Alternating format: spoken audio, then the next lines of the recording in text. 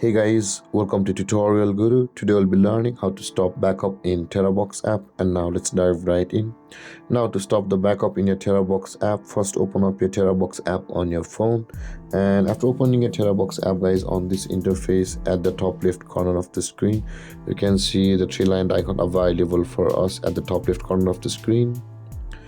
And when this panel appears guys, you can see the first option that says automatic backup just above the space analyzer. Tap on the automatic backup over here, and you can see guys, here are the automatic backup option available for us. Now in order to stop the backup in Terabox over here, make sure the toggle icon at the right side of these automatic backups has been turned off.